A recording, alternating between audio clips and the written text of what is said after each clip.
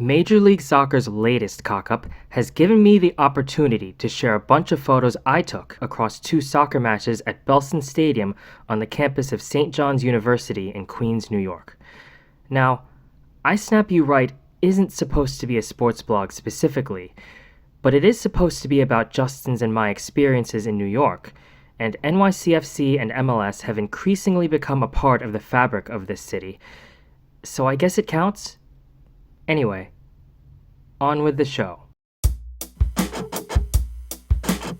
The Lamar Hunt U.S. Open Cup is an annual soccer competition hosted by U.S. Soccer. Founded in 1914, it unites every team in every division of organized soccer in the U.S., amateur or professional, in a single tournament, similar to the FA Cup. The winner of the tournament receives the U.S. Open Cup, which is considered a major trophy in American soccer, and a spot in the following edition of the CONCACAF Champions Cup. The USOC had been played consecutively for 106 years before the COVID-19 pandemic forced the cancellation of the tournament in 2020. The Open Cup has seen just about every era of soccer in the United States. From the beginnings of the sport, when U.S. Soccer was still called the United States Football Association, and soccer was only behind baseball as the most popular sport in the country, to the dark, fallow days of the post-NASL era, to the modern Major League Soccer era, the Open Cup has been through it all. Just reading off a list of the winners is like going through an encyclopedia of U.S. soccer history. From five-time winners Bethlehem Steel in the 1920s and Maccabi Los Angeles in the 1980s, to the whole host of New York City area teams that have won it, some of which still exist and participate in the Cup today, like the New York Pan-Cyprian Freedoms, to the Rochester Rhinos, the only lower division team to win the Open Cup in the modern era. Last Friday, Major League Soccer decided to throw away all of that football heritage and withdrew its first teams from the competition. Look, it's not really a secret that U.S. Soccer treats the Open Cup as the red-headed stepchild of the tournaments it runs. The promotion is so poor that the average soccer fan in America probably still doesn't know it exists. Of the matches that do get coverage, U.S. Soccer selects 8 games per round to produce in-house, with the rest of the clubs forced to provide coverage on their own dime. Top division sides can easily eat the cost, but it can be a step too far for semi-pro or amateur sides. Even the in-house matches suffer from poor production values, shoddy replays, and too few camera angles. For fans that do go to the matches in person, games are played on weekday nights. They have to be, in order to avoid conflicts with the league season, and there's no guarantee that the top sides will field their strongest 11s for the match. As is tradition all around the world, the early rounds of the US Open Cup are used by MLS teams as a way to get their substitutes and promising youth players some meaningful minutes. At best, a mixture of first-team regulars and reserves will play. At worst, the entire team will be changed for the academy. This is not necessarily a bad thing, as I'll talk about later. All of this, along with massive, uneven gaps between rounds, depresses attendance to the point where teams will close off the majority of their stadium or even use a different stadium entirely to host games where the facilities may not be up to the standards of their main stadium, simply because it doesn't make financial sense to open up the whole stadium. None of this is a legitimate excuse for MLS to pull out of the Cup. The reason MLS gave for withdrawing from the Cup is fixture congestion. Too many games over the course of the year wears the players down. It's true. But MLS is the one that created this fixture congestion problem in the first place.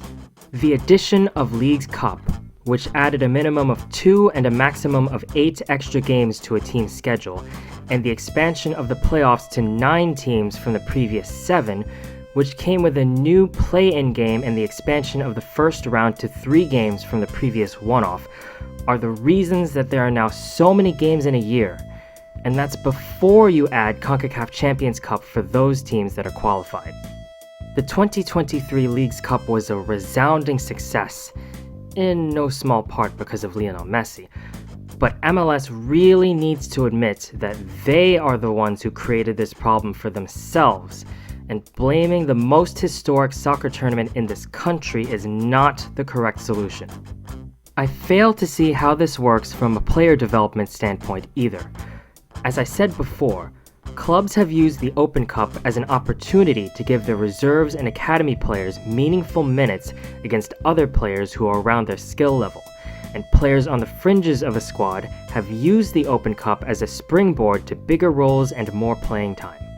If Keaton Parks doesn't have that monster game against North Carolina FC in 2019, does he ever break into the NYCFC first team and become half of the double pivot with James Sands that led NYCFC to win MLS Cup in 2021? If Kevin O'Toole doesn't play against Rochester, does he become a key player in NYCFC's 2022 stretch run that ended in a second straight Eastern Conference final appearance? Players in similar situations will simply not get those opportunities anymore. Lower division teams also miss out on a wonderful opportunity to punch up and possibly knock out one of the big boys. Everyone loves an underdog story. The reaction of Arandina when they drew Real Madrid in the Copa del Rey is one shared by lower division teams all over the world. Look at the crowds that turned out this year when Miami FC hosted Inter Miami, even before Messi, or when Monterrey Bay hosted LAFC.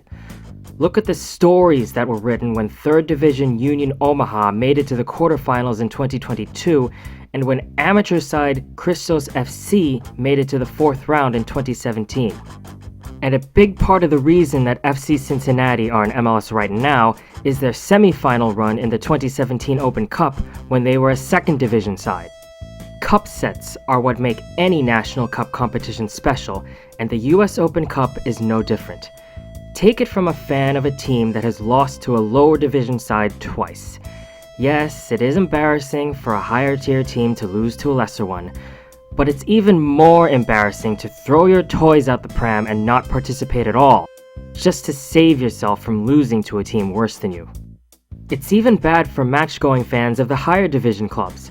NYCFC host their US Open Cup games at the aforementioned Belson Stadium, and of the 3 games that they've played there, I've been to 2 of them. Look, Belson isn't a world beater by any means. It's built on the roof of a parking lot. The bathroom is nice and modern, but the seats are uncomfortable faded plastic tip-up chairs. Food is provided by a tiny food cart with a limited selection. Merchandise is at a small pop-up shop under a tent, and the turf is apparently really hard and dry, which is bad for the players. It's a far cry from Yankee Stadium or Citi Field and their race car seats and steak sandwiches. But there are more die-hard fans closer to the field, which makes for a better atmosphere. You get to see the players up close for not a lot of money, and might even get to take a picture or get an autograph after the game, which you can't normally do unless you sit in an expensive section. And, most importantly, you get to see your club play against an opponent that they don't normally play against. Those 2 games at Belson rank among the best experiences I've ever had at football matches. The experience is so different from top division games with all of their creature comforts, but it has its own earnest, honest charm and grassroots feel that is worth going to over and over again, whether at the Open Cup or an actual lower division club. MLS, unfortunately, wants to take that away. The optimist in me is hoping that this is just a kick in the teeth, that MLS is just giving US soccer an impetus to make improvements to the tournament and its coverage that are badly needed. But the realist in me doesn't believe that at all. Perhaps this is a power play, that by making the Open Cup irrelevant, MLS hopes to make the lower divisions irrelevant as well, and cement itself as the only soccer league in the country that matters, much like baseball, hockey, football, and basketball have already done. Or maybe there is some rift between MLS and US soccer, and this is just the logical next step in that war. There's really no way for any of us outside of MLS to know the real reason, so this is just speculation on my part without any evidence. Either way, MLS abandoning the Open Cup hurts the growth of the game in the United States massively. With multiple prestigious international tournaments on the horizon, namely the 2024 Copa America, the 2025 Club World Cup, the 2026 Men's World Cup, the big one, the 2028 Olympic football tournament, and possibly the 2027 Women's World Cup, MLS could not have scored this own goal at a worse time. By hobbling the US Open Cup, MLS is depriving itself and the game at large of a chance to bring in fans that maybe didn't follow soccer before, but decide to come out to an affordable night out to see their local team possibly upset domestic giants and then become converts. By hobbling the US Open Cup, MLS is depriving itself and the game at large of the chance for underdog stories to become legends. By hobbling the US Open Cup, MLS is depriving fringe players on its own teams and talented players on lower division teams from having a showcase in front of a national audience and possibly working their way up the pyramid. And by hobbling the US Open Cup, MLS is disrespecting the history of the sport in this country and spitting on the graves of those leagues and players that paved the way for it to be successful. Major League Soccer needs to remember that football without fans is nothing, and the fans are not happy.